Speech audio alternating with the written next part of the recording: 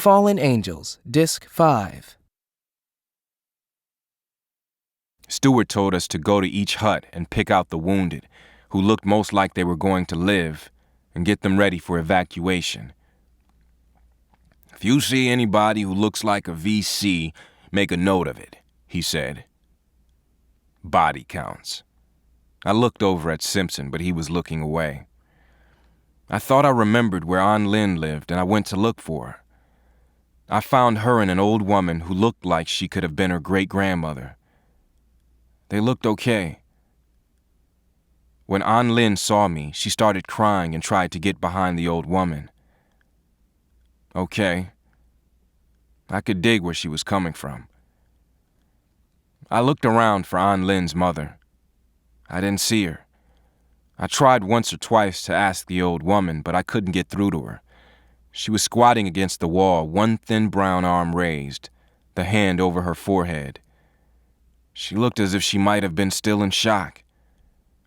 I was glad to see that An Lin was all right. It was what it was getting to be, hoping that what you liked, what you had seen before, remained whole. I didn't have anything to give to An Lin, so I gave her $1. I knew there wasn't much she could do with it in the boonies, but I gave it to her anyway. As I left, she followed me with her eyes, and I wondered what she saw. The next hut looked empty. There were 2 bowls on the table. One still had some kind of food. It looked like a thick soup in it. The VC must have caught them by surprise, in the middle of a meal, maybe saying grace. There were pictures on a small wicker chest. I went to see them. A thin Vietnamese man in shirt sleeves stood squinting at the camera. On one side of him was a woman, and on the other side a bicycle. He had both of his hands on the bicycle. A click. Another. I turned to look at the muzzle of a gun. Click, click. I couldn't move. It was like a dream. I was watching it, but I couldn't move. It was a dream of my death. A gun was pointed at my chest. A small brown man was pumping the bolt frantically to get it to work. Click, click, click. He came at me and swung the butt of the rifle toward my head. I blocked it with my arm and backed away. He swung again and hit my shoulder, the rifle glancing up from my shoulder into the side of my face. I pulled the trigger of my rifle without lifting it. He went down on one knee. Then it was as if I were suddenly awake. I lifted the M16 and started firing it in his face. I emptied the clip. I snatched another one from my belt, slammed it in, and fired that point blank. "Don't move!" I screamed at him. "Don't move!" "Perry, back away!" Sergeant Simpson's voice snapped at me from the doorway. "Back away, man!" I backed away, keeping my rifle pointed at the VC. Sergeant Simpson went over to him. Then he lowered his rifle. "He ain't in this war no more," he said. By that time, a couple of other guys had shown up. I thought my hands were bleeding, but I went to check out the VC before I put my piece down. There was no face, just an angry mass of red flesh where the face had been. Part of an eyeball dangled from one side of the head. At the top, there were masses of different colored flesh. The white parts were the worst. There was a tooth, a bit of skull. I turned away. I vomited. My hands weren't bleeding. It was that much sweat pouring down my arms and forearms and from my palms. I heard Sergeant Simpson tell Pee-wee to stay with me. Pee-wee put his arm around my waist and told me to come on. We left the hut and went to the next one. "They got some tea on the stove in there," Pee-wee said. I went in with Pee-wee, then pulled myself together. I didn't want the tea. Maybe I was afraid of it. Pee-wee said that we should go outside and sit down. I said okay. We had just left the hut when Pee-wee stopped and turned around. "Wait a minute," he said. His voice was lower than usual, almost a rumble from his throat. He started back toward the hut. I went after him. We walked into the hut, and he went over toward the corner. There was a rattan throw mat on the floor. 1/4 of it was around a bamboo pole that was about 6 feet high. Pee-wee aimed at the mat and fired twice. "I just thought that could have been a breathing tube or something," Pee-wee said. I tried to move the mat with my foot. It didn't move. I looked around until I saw a piece of string. I tied it to the mat and went across the room. "I'll jerk the string," I said. "You cover it." I jerked it and the mat came up. Even from where we stood, we could see the body. He wasn't dead. Captain Stewart came in and asked what was going on. Pee-wee pointed toward the wounded Kong. Captain Stewart finished him off. The company surrounded the hamlet. Captain Stewart called in evacuation helicopters. We loaded up the villagers who were still there. We didn't know how many more Kongs were hiding in the huts, half buried under furniture or mats, but he wasn't going to risk any of us to find out. We moved the rest of the people out to the landing zone and burned the whole place down. 2 VC came out from one hut that we were burning. They had their hands up. A woman from the village went over and stabbed one in the side. He tried to get her knife away from her, and 2 guys lit him up. His body jerked around like a rag puppet being dragged by a dog.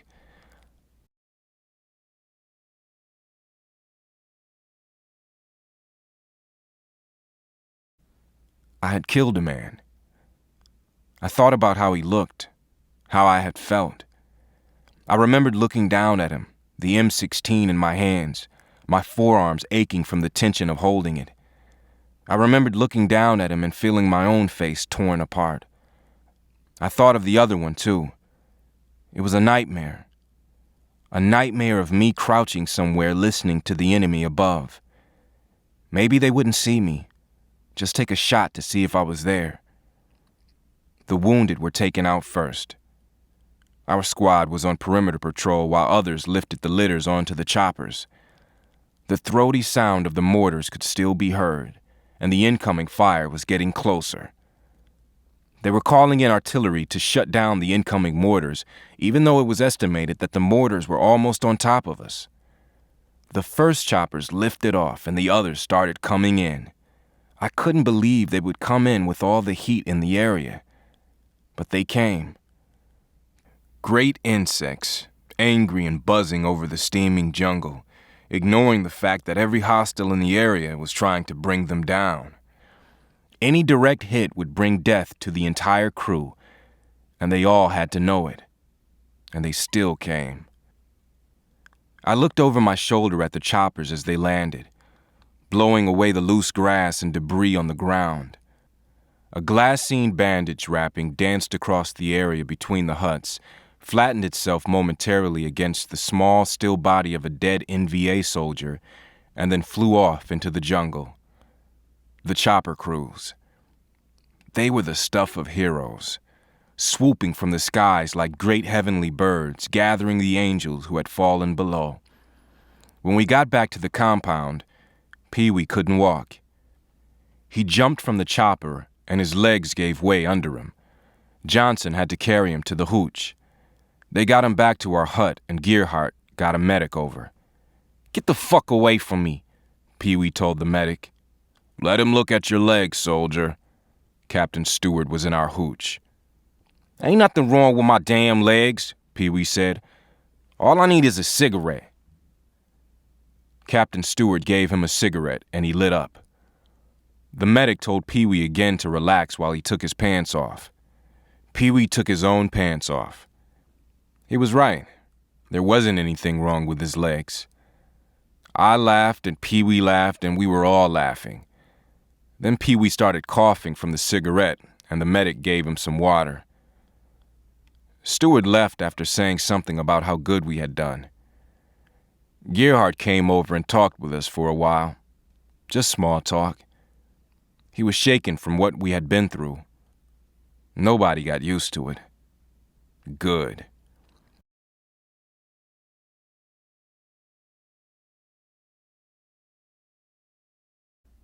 Bruce's hand began to jerk, and that scared him. We were all jumpy. It wasn't that we were hurt. It was just that we couldn't get down. We had been shooting and screaming and scared that something was going to kill us. We just couldn't get down that easily. It didn't stop when they blew the whistle. I didn't know if it would ever stop. After a while, Johnson noticed that we were all whispering.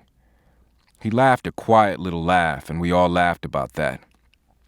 "How the hell do you smoke a cigarette with half of it in your mouth?" Gearhart asked Pee-wee. "You know what this is?" Pee-wee asked. "This is the first cigarette I've ever smoked." Later, we went to the recreation hooch and watched the news. It was all about President Johnson trying to get a bill passed to help the urban poor, and then something about the Pueblo, which had been taken over by the North Koreans. Then there was a big thing on the Super Bowl and whether or not the Packers had a dynasty going. It wasn't real that people were thinking about things like that when all this shit was going on. It just wasn't real. Sleeping didn't come hard. It didn't come at all. I was asleep, in a way, and yet I wasn't. "Pee-wee?" "What?" "How you doing?" "Okay." "How you doing?" "Okay," I said. "You know what happened today in the hut?" "What?" "That VC popped up from no damn where," I said. "First thing I heard was him trying to blow me away. His weapon didn't work. If it had, he would have got me, Pee-wee. He would have got me." I started crying, and Pee-wee got up and came to my bunk. He put his arms around me and held me until we both fell asleep.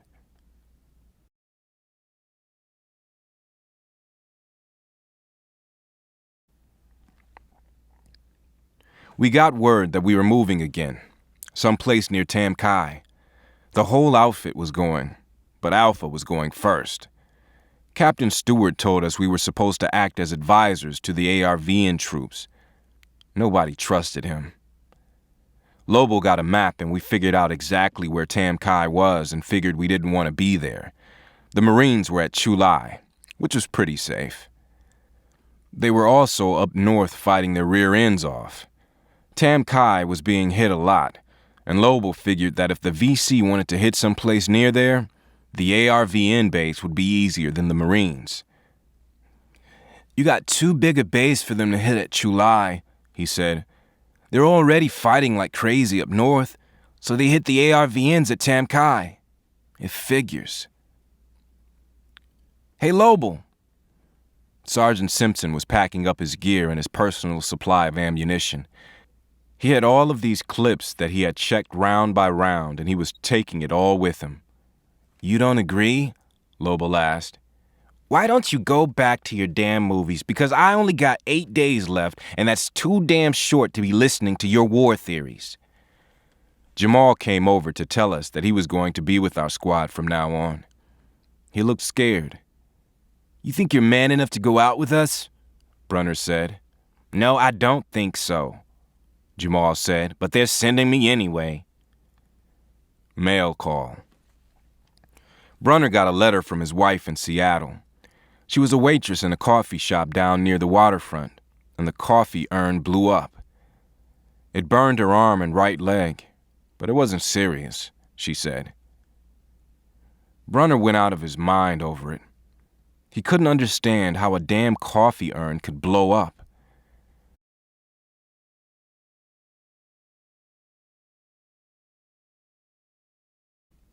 I got a letter from Mama.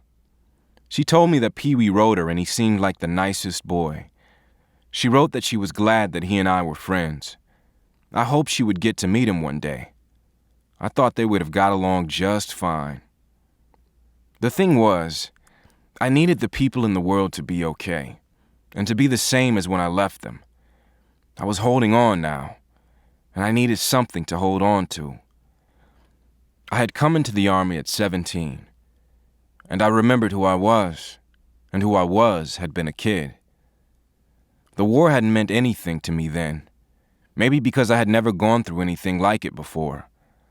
All I had thought about combat was that I would never die, that our side would win, and that we would all go home somehow satisfied. And now all the dying around me and all the killing was making me look at myself again, hoping to find something more than the kid I was. Maybe I could sift through the kid stuff, the basketball, the Harlem streets, and find the man I would be. I hoped I did it before I got killed. The rain came down in buckets.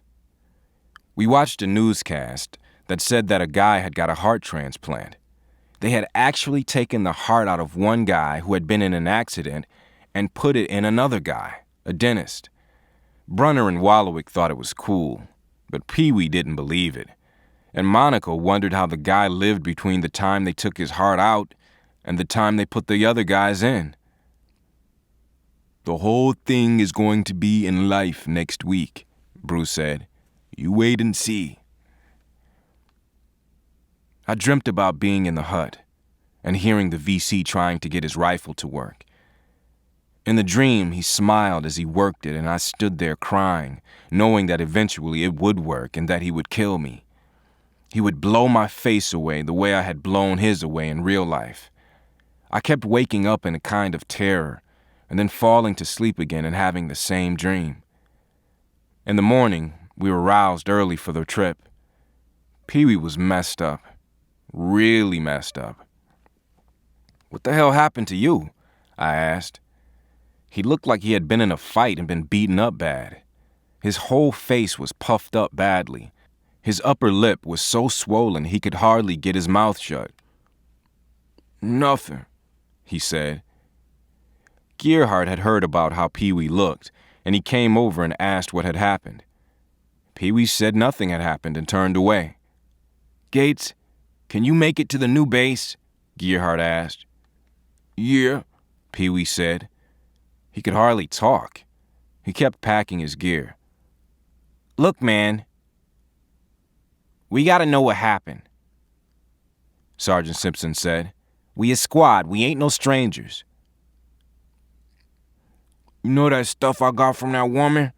Pee-wee said. "What?" "That hair stuff?" "Yeah. I put some on my lip to grow me a mustache," he said. He put his head down. "Guess it don't work too cool."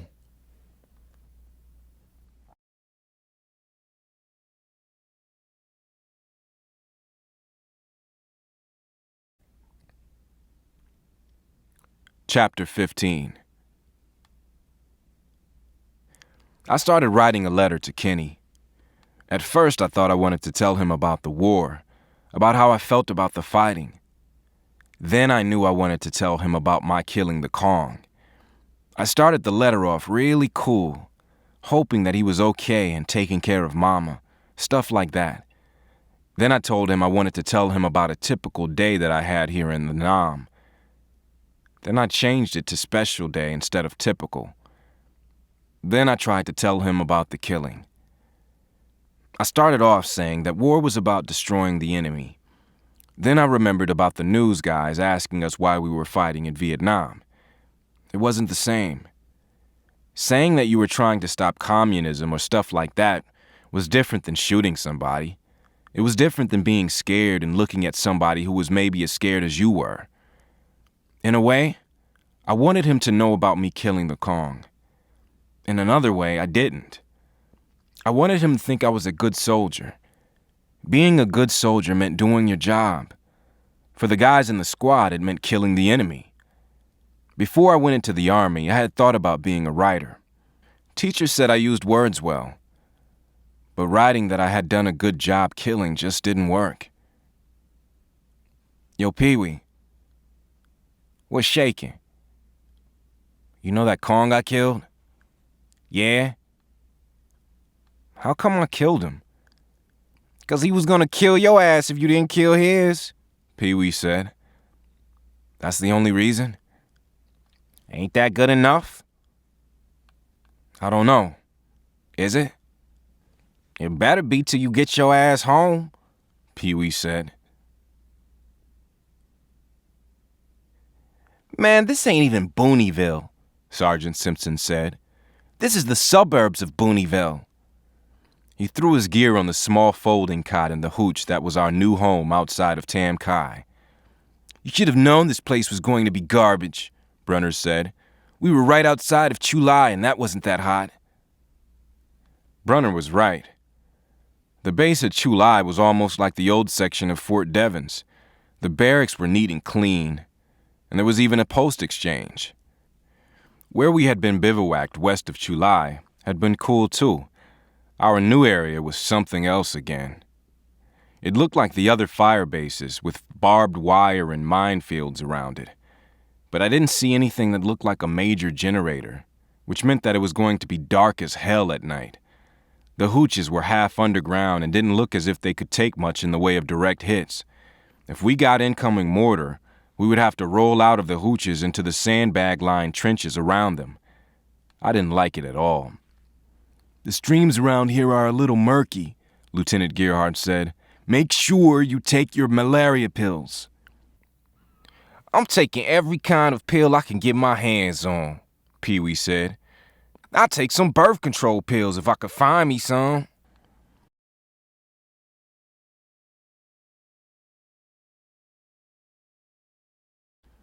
There were a few guys there from a boat outfit, the 159th Transportation Battalion. We asked them what they were doing so far away from the water if they were supposed to be boat people. They said that they were teaching the ARVN troops, the Vietnamese friendlies, how to maintain the engines on their landing craft. They any good? I asked. They don't seem to get the hang of how we do things, a sergeant said. They don't expect stuff to work, so when it doesn't, it's no big deal. They don't believe in maintenance at all. What it looked like to me was that we were going to beat down the Kongs and then turn over the last part of the effort to the ARVN troops. That sounded just okay with me. We went on night patrol. Night patrol from our last base was scary. Night patrol from the new base was something else. We were picked up at 2000 hours. The LZ was in tall grass, which made us all feel uneasy. Somebody said that an ARVN captain had selected it. The only thing I really knew about ARVNs was what Sergeant Simpson said, and that wasn't good. He said that some units were good as anything we had to offer. Other units were crap and would bug out on you in a moment. What we were supposed to be doing was what they called an interdiction number, which meant that we were supposed to be cutting off the routes the Kongs could use to cut off First Corps from the rest of the war. The area just north of Chulai was what they seemed to want. The Kongs we were after had been probing along our defenses, looking for soft spots. They would set up a mortar attack from somewhere within the jungle, raise a little hell, and then split before anyone could get to them. HQ figured the Kong operation to be a squad-sized unit.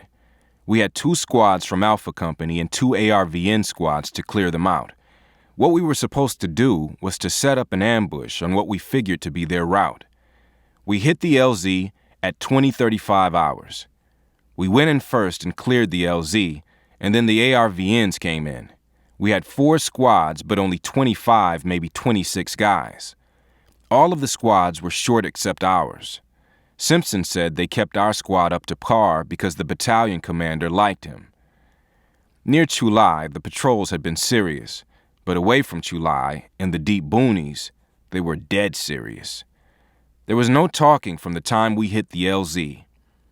Once we hit the wood line, the ARVNs broke off from us and went ahead.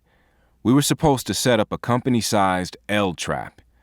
Sergeant Simpson didn't like it because it was too big, and we didn't know how the ARVNs would react. I just hoped and prayed we weren't walking into one. Wallowik was on point. Brunner was in the rear, and Johnson was left flank. I was in the middle again, right behind Brew. In the darkness, you couldn't keep the proper distance. You were always afraid that you would lose the dude in front of you, that you would suddenly find yourself walking through the woods alone. We had signals, but they didn't help when it was really dark. Don't think about anything, Sergeant Simpson had said. Don't think about your mama, don't think about your girlfriends, nothing. Just look around and be alert.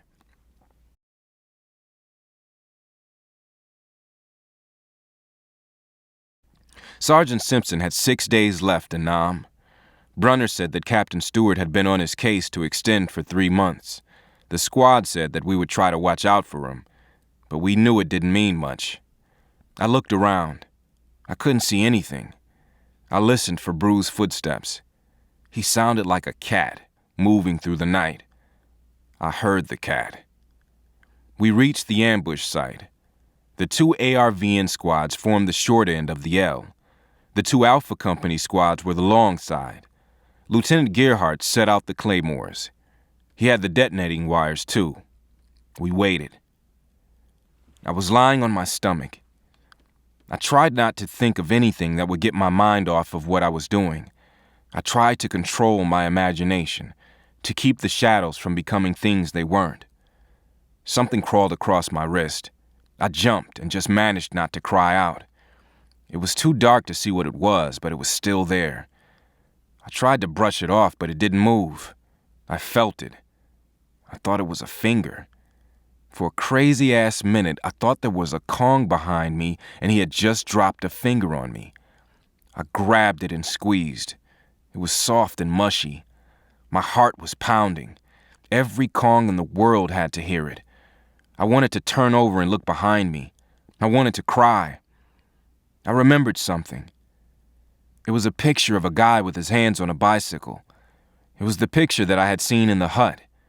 I tried to picture the guy's face that I had shot. Was it the same guy? Could it have been his hut?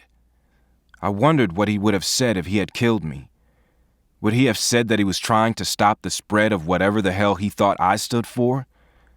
What did he think I stood for? What did the bullets feel like going into his face? Don't think. Stop thinking. Stop. Look ahead of me. Don't think. Don't daydream. Look. Quiet. Suppose everybody had left except me. I didn't hear anybody. Why was I so afraid of being left alone? It was possible. I knew it was possible. Look. I couldn't see anything. Once in a while, the moon would be bright enough to cast a shadow. Somebody had the starlight scope. Probably Sergeant Simpson. In the moonlight, I looked at my wrist. A fucking leech. I got my bayonet out and cut it in half, then scraped it off my wrist. It stung like crazy. Ignore it? Sure. We waited for an hour that seemed like 4 hours. We waited for another hour that seemed like 4 more hours. Voices. Charlie. They were supposed to be so quiet, so cool. I moved my hand up to the trigger. The first Charlies were in the killing zone. I waited. I wanted to pull the trigger. I knew they were passing the claymores. I heard them talking. My hands were sweating. We had the upper hand. We had them in the killing zone. I was waiting for Lieutenant Gerhardt to open up with the claymores. The claymores would waste him. They were terrible.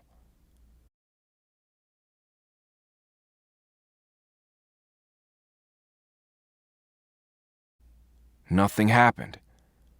The Charlies were going through the killing zone and out the other side. What the hell had happened? Where the hell was the squad? I heard the Charlies go off into the night. They must have passed the ARVNs, too.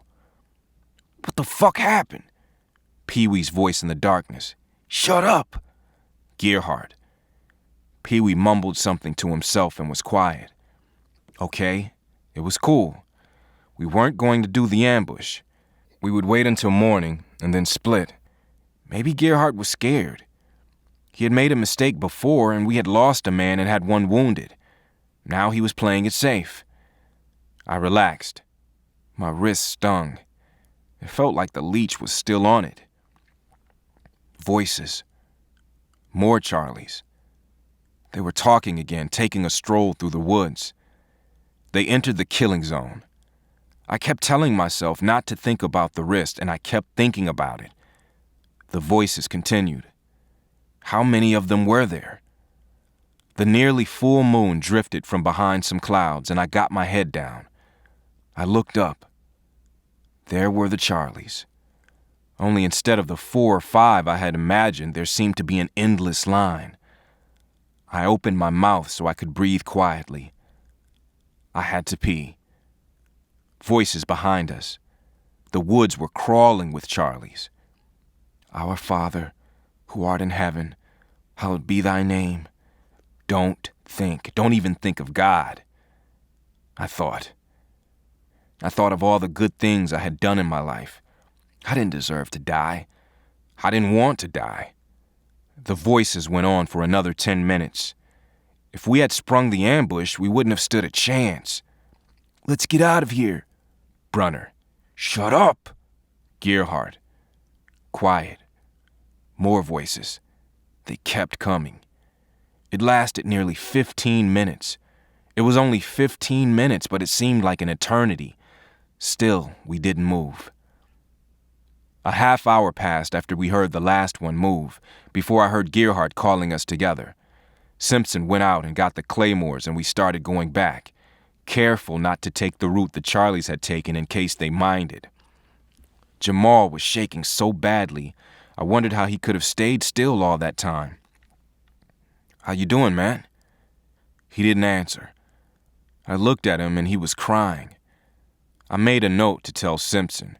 If Jamal was that shaky, he was going to get us all killed. There had been too many Charlies to pull an ambush. They would have wiped us out. I wasn't sure how many there had been, and I thought that Gerhardt was only estimating. There had to be at least a battalion. Gerhardt was on the radio as soon as we got back to the base. Pee-wee was trying to burn what was left of the leech off my wrist with a cigarette. The damn thing was disgusting. What did they say? Sergeant Simpson looked at Gerhardt when he put down the phone. They wanted to know if we saw any identifying patches on them, Gerhardt said. How do you figure there were so many? Wallowik asked. They were talking too much, Gerhardt said. Too confident. If it had been me, I thought, I would have screwed it up. I would have. Sergeant Simpson extended for 30 days. Nobody wanted to look at him. Nobody wanted to see him. It was as if he had decided to die. That's what we all felt. They gave him another stripe. He was a master sergeant. Big deal. Most of the guys that extended in Nam did it for the rank, but some had other things in their heads. It was as if the idea that any moment they could be killed excited them. I knew a kid on 119th Street of 8th Avenue like that. He had run with a gang and was always in a knife fight or something. When he finally got killed, gunned down outside the Showcase bar on 125th, nobody went to his funeral.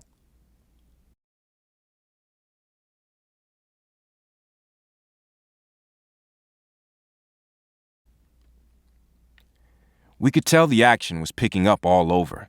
The airstrikes were picking up.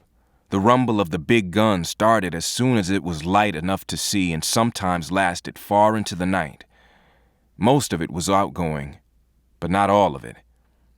Once in a while, a mortar shell would land near the base, and then we would all run out into the trench built in front of the tent.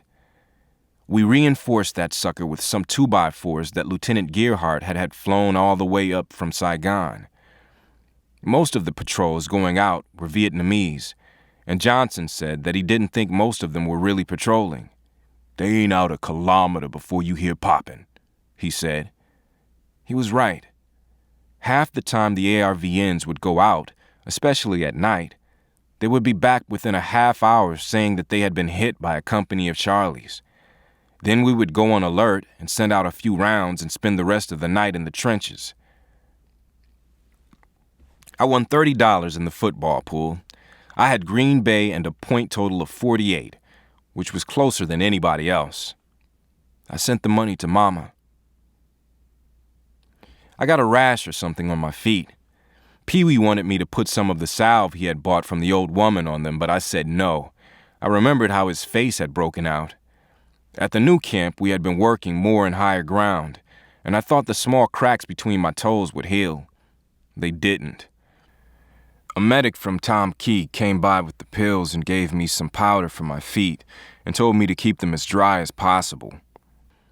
Your feet get messed up and you're going to end up with a profile.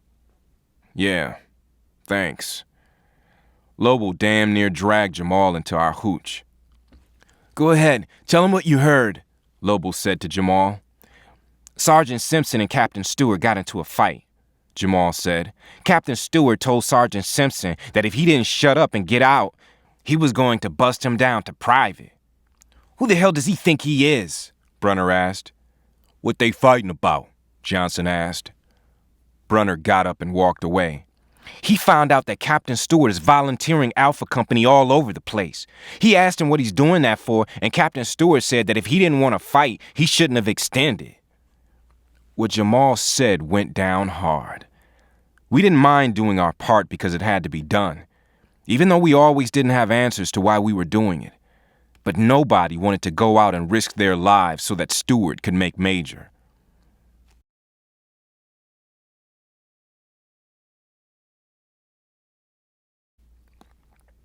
The mortars started coming in more regularly over the next 3 days, and the ARVN patrols started staying out shorter and shorter times.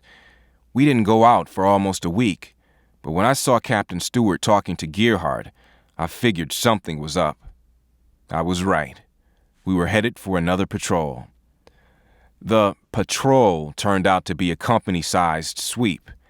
We were supposed to take off at 1000 hours. At 0930 hours, 3 Hueys, escorted by 2 Spookies, huge C-47 gunships, came in. It was the rest of our outfit. Lobo wrote a long letter to his father, telling him that he was sorry about joining the Army. He put it in his gear at the hooch before he went on the sweep. You really sorry? I asked. He shrugged, and I dropped it. I wondered how my father would take it if I got killed. I told myself that I didn't care. The more I thought of it as we waited to load up, the more I began to understand how Lobo felt. Having people care about you was probably the only thing that made any of it right. Having them not care made your whole life wrong. The company hit the landing zone at 11:17 hours. Some squads from 2nd Platoon went in first. They didn't get any fire, but they looked confused on the ground. We soon got the word that there were punji sticks in the tall grass we were jumping down into. They were sharpened sticks stuck into the ground or in pits. Usually they were covered with shit, either human shit or animal shit, so when they stuck you, you got infected. No one in our squad hit the punji sticks as we landed, and we started moving out toward the wood line. There was no resistance. We got into the wood line and formed a skirmish line. Monaco spotted a mine symbol. He called Gearhart over and showed it to him. There were 3 leaves rolled into the shape of a triangle at the base of a tree. We looked around for the mine but didn't see one. Then Johnson found it. It was one of our C-ration cans rigged to a limb that you would have to push out of your way if you were over 6 feet tall. Monaco blew the mine, and we went on. Look for shells, burnt leaves, anything that says Charlie's been here, Captain Stewart said. We found the damn mine, Pee-wee muttered to me. The tooth fairy didn't leave that sucker. The wood led up a hill, and the grass was getting taller. I hated it. You couldn't see through the grass, and you were scared shit of stepping on a mine. Keep your distance! Keep your distance, Gearhart. We were going uphill. You had to lean forward and sometimes catch at brushes with your hands. You didn't want to touch anything that you didn't have to, or pull anything. I went through a brush and nearly had a heart attack when the thick branches hooked my M16 and jerked it out of my hand. I turned and saw Pee-wee. He disentangled my piece and handed it to me. He smiled. We got a quarter of the way up the hill when a guy in the next squad called out. What is it? Stewart called to him. Looks like a spider hole. It was a corporal, tall, sleeves rolled up, tattooed arms. Stewart stopped the company and a couple of men approached the hole. A spider hole is a hole dug in the ground that's big enough for one man, sometimes two. But sometimes they're disguised and there's a tunnel entrance in back of them. The corporal fired a few rounds into the hole and then looked in. "Empty," he said. "Look around for more," Stewart called out, "and be alert."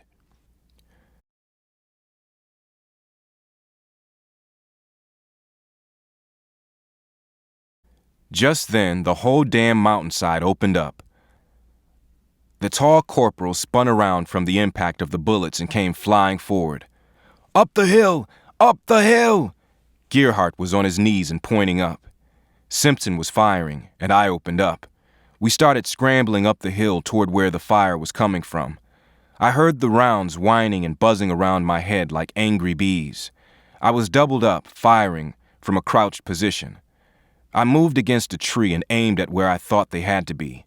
"This way! This way!" Gearhart was going up first. I found myself going up after him. Johnson and Lobel were on our left. Johnson got down and started spreading fire. Brew was feeding him. I kept firing, moving under Johnson's cover. We hit a ledge and I almost fell over a dead Kong. When we got to the ledge, we were less than 30 meters from the top of the hill. Gearhart had got a M79 from someplace and was shooting grenades to the top. Some guys threw some grenades over the top, and Johnson and another 60 raked it over pretty good. We made the last 30 meters in less than a minute, with everybody throwing grenades over the top. Stewart was on the phone. The choppers and the jets would be in the air already. We got to the top, and there were 3 more Kongs on the ground. One was only wounded. He was half sitting up, and I think he was trying to get his hands up.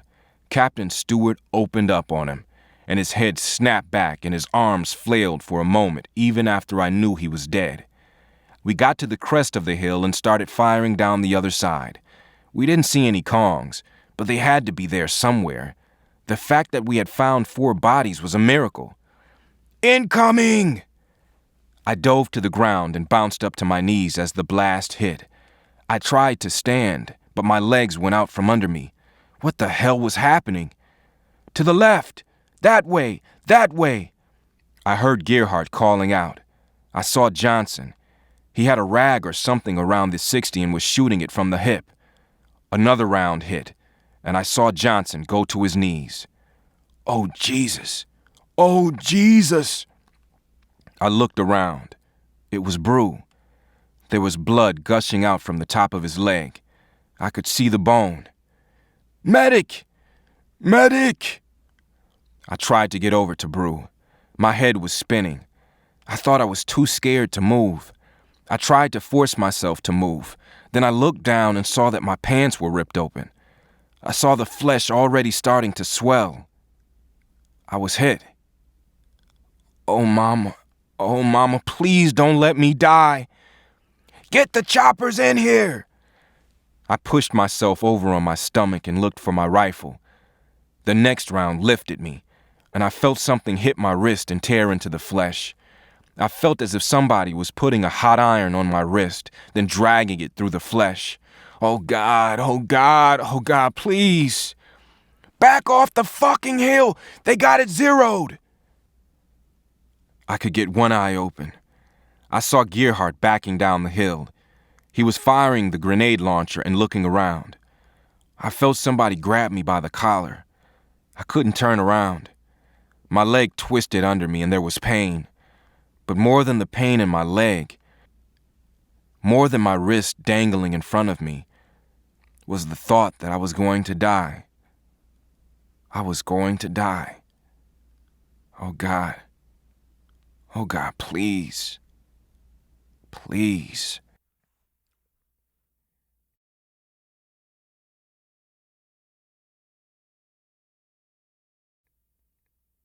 Chapter 16.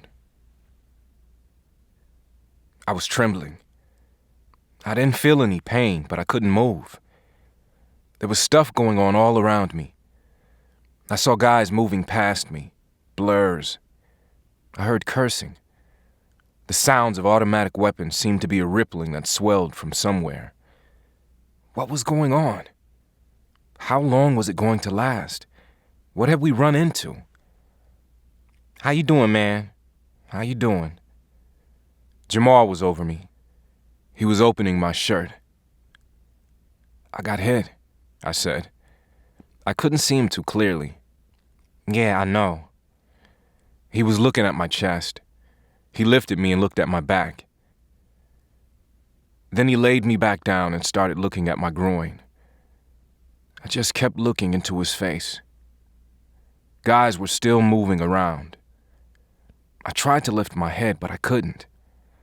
I couldn't because I was too scared to move. Breathing was hard. I was panting. I wondered if I had been hit in the chest. I couldn't tell. "Watch the ridgeline! Watch the ridgeline!" Gearhart's voice. Everything began to fade except the sound of the 60.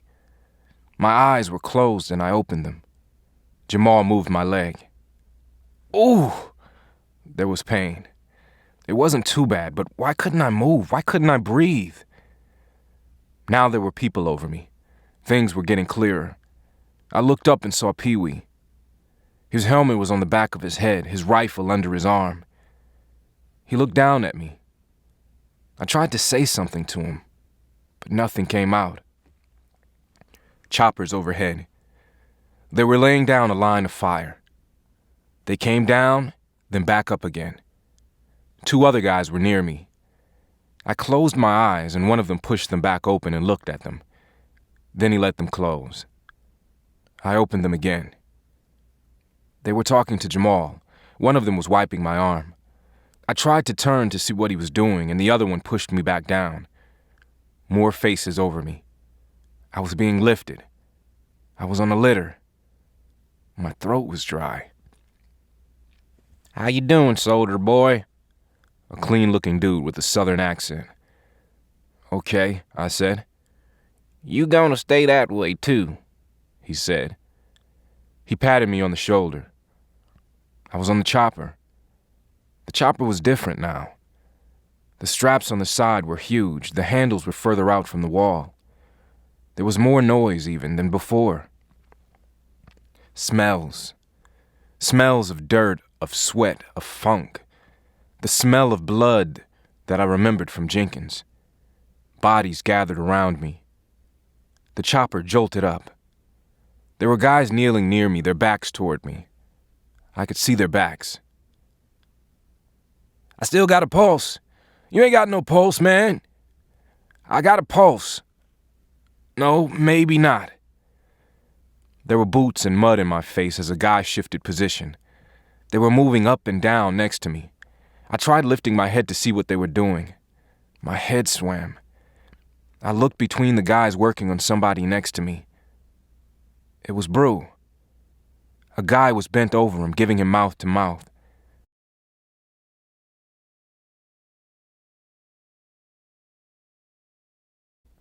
I turned away.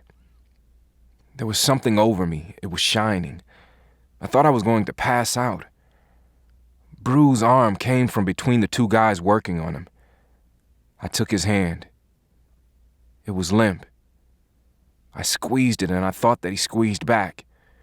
"Keep pressure on the wound. It's not helping. It's too open. Just keep the pressure." "Too many places. We gotta try to keep putting it in." Okay, you keep looking. How's the other one?" The boots scraped against my shoulder as they shifted position. "Looks like shock, maybe a concussion. He breathing?" A face over mine, lifting my neck. A mouth over mine, blowing air into me. I was a balloon. The air pushed into my chest. I gasped. "He's breathing! Watch him! See if the legs are swelling." As they started probing my legs, I turned to see Brew again. There were tubes. A medic had what looked like the thing you use to take baby bottles out of hot water. He kept moving it toward Brew's stomach. The breathing was terrible. Brew's breathing, sucking air. I looked at his face. He wasn't moving. His mouth was closed. Where was the breathing coming from? The helicopter's engines whined. The medic bent over Brew. I got nothing, man. I got nothing. Okay? That's it. The medic turned to me quickly. He started wiping my face, the corners of my mouth. How you doing, big guy? I nodded. You play basketball? Beyond the medic's shoulder, I could see them covering Brew. The medic was checking the bag above me. I tried to move so I could see what they were doing with Brew. The medic saw me. He moved into my line of vision. You're gonna be okay, he said. You just got a little concussion, a little steel, a little dirt, the whole thing. I heard the zipper. I didn't have to see it. I heard the zipper. The medic took my hand. He squeezed it. Then he took the other one and squeezed that one. Then he started on my legs. Perry! Perry! The voice came to me from a long way away. Come on, Perry! Wake up, man! I opened my eyes. A tall, dark-skinned brother with shades was standing over me. My mouth was dry.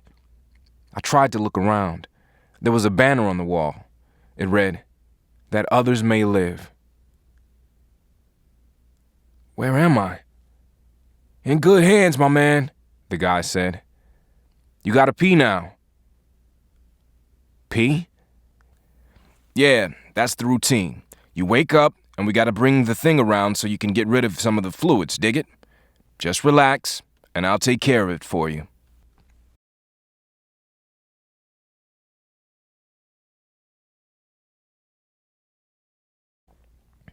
I started to say something about peeing for myself, but then I saw that both of my arms were bandaged. The guy pulled back the sheets and held me while I tried to urinate. At first I couldn't. Then I managed a little. What happened? When you remember from? I was just inside the wood line, I said. I don't know about that part, the brother said. All I know is that you lucky in a way, and you ain't lucky in a way. You lucky because you ain't hurt that bad. Then you ain't lucky because you ain't hurt bad enough to go back to the world. Where'd I get hit? You had TT shrapnel in your side, in your left leg, and a few splinters in your groin. No big thing. You had a bullet wound on your wrist, but that just did barely chip your wrist. And you had a concussion. If anything will get you back to the world, it's the concussion. Get what I mean? He left. The right hand was bandaged, and the left hand, which I thought was bandaged, just had an IV stuck in it. Some guys in bathrobes saw me awake and came over. How you doing? Okay, I guess. Yeah, just take it easy, one guy said. He had sergeant stripes on his bathrobe. Where are you coming from? I don't know. The valley west of Tom Key, I think. They catching hell up there. They say Charlie riding hogs up around Quang Tree. Hogs? Tanks, man. Really? Where the hell are the tanks coming from? From the north through Cambodia is the word, he said. Things are definitely getting heavy. I thought about the rumors of peace by the end of the holidays. I made myself hope that peace was still on the way. The medical facility was like heaven. We got to eat good, we went to movies, the day room was cool. Best of all, the doctors said that none of my wounds were bad. You had a bad bruise of your breastbone. The guy's name tag read Havison. He smiled as he talked, like he enjoyed being a doctor. Could have been hit by something or could have been just the blast. You were lucky. Lucky. They had a recording of a bugle that played in the morning. Everybody was shined and sharp. I hadn't realized that I wasn't until I saw the personnel around the hospital. They even had GIs tending to flowers around some of the barracks and some doing the same kinds of detail they would have been doing back in Devens or any stateside base. In the mess hall, they had Vietnamese doing KP. The ward was full of guys. Some were bandaged nearly from head to feet. Some had big lumps of bandage and tape where limbs used to be. One guy was on a kind of spit. He had been burned really bad, and they came in and turned him every 2 hours. Another guy, his name was Joe Derby, asked me to read to him. He wore dark glasses. There were scars, bad scars, on his body. He had some books and asked me to read anything I found interesting. The books were cool. I had read one of them, Platero and I, in high school. The other books were by T.S. Eliot and Steinbeck.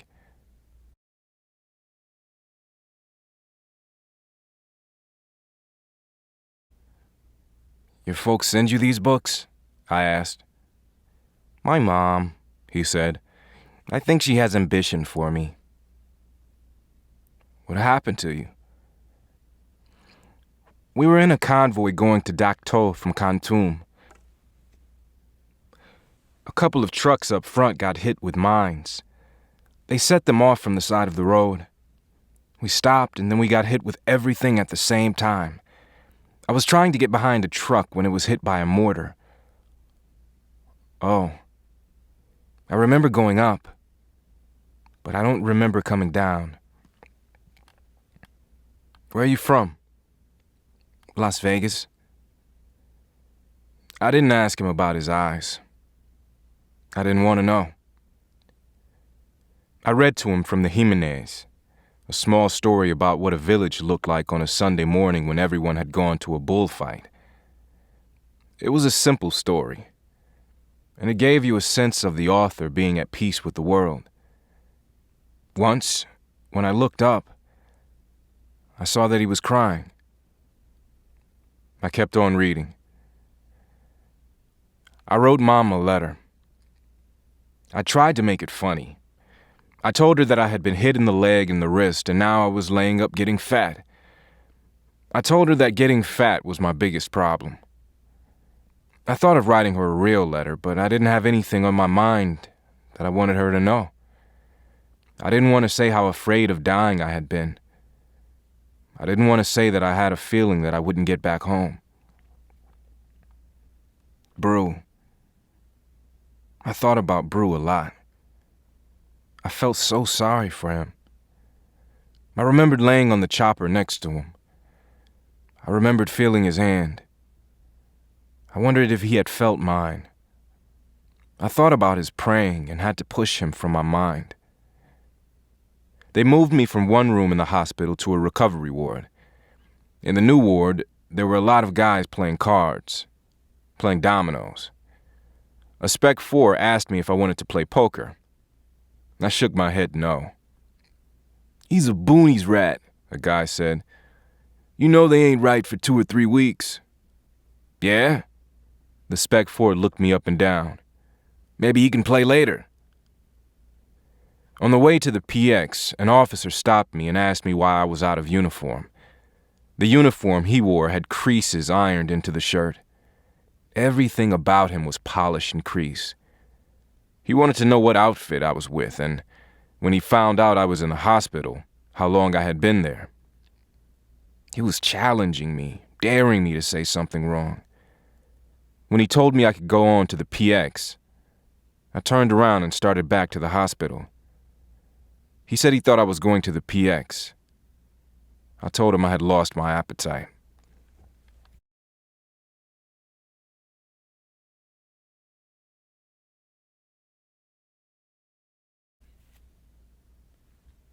"Hey, good looking." I was half asleep. I saw the name tag first. It read, Duncan. It was the nurse I had come to Nam with. "How you doing?" "I'm doing okay," she said, sitting on the side of the bed. "How you doing?" "Okay," I answered. My mouth was dry, and I took some water from the table near the bed. "I saw your chart," she said. "I was looking in on another guy when I saw you sleeping and thought I recognized you. You been out in the boonies much?"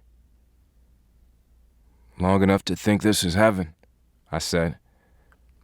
Sometimes I feel like I would rather be out there myself, she said. I guess that's stupid, right? Hey, I'm glad to see you, I said. I'm just a little slow or something. Don't sweat it, she said. You get hurt and it makes you confused. I've seen it a lot of times. You been here long? Just transferred in when things started picking up during the TED, she said. How's it going for you? Judy, right? Right. It's going okay, I guess. Different than I thought it was going to be. Different? Well, when I first talked to you in Anchorage and we were headed this way, I imagined myself rushing around and fixing up neat little bullet holes and giving out peppermints. That's not the way it is. You see that. Yeah. Look, I have to see some other guys. You take care of yourself, Perry. Perry, what's your first name? Richie. Richie? You take care of yourself. She kissed me and left. A couple of guys made comments about her kissing me. One asked me if I was getting over with her.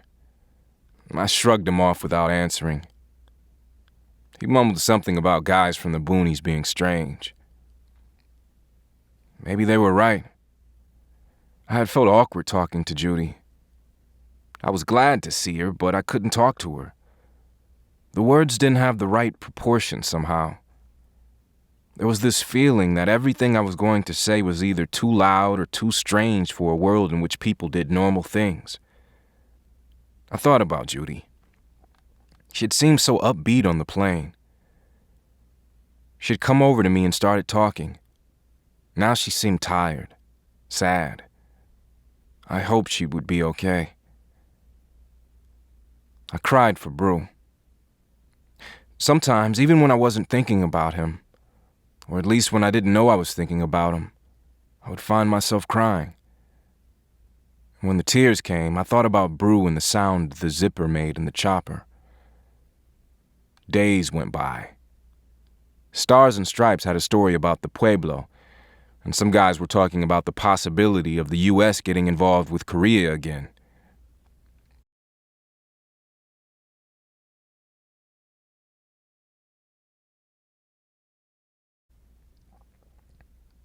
The chaplain and the colonel came in and talked to a bunch of us.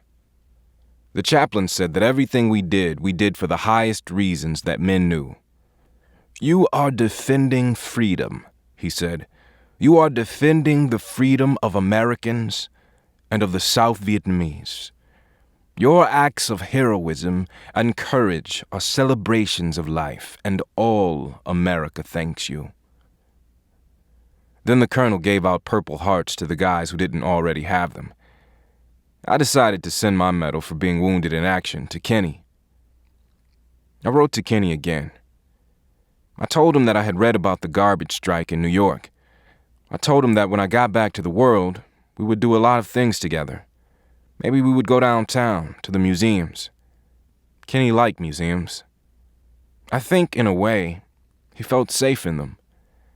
I told him we would go to games at Madison Square Garden, maybe even take Mama if she wanted to go. I thought about what Pee Wee had said, that I had better think about killing the Kongs before they killed me. That had better be my reason, he had said, until I got back to the world. Maybe it was right. But it meant being some other person than I was when I got to Nam. Maybe that was what I had to be. Somebody else. When the doctors had finished looking at the wounds, I knew what they would say. They said I looked okay. The shrapnel, small slivers of metal, hadn't hit anything vital.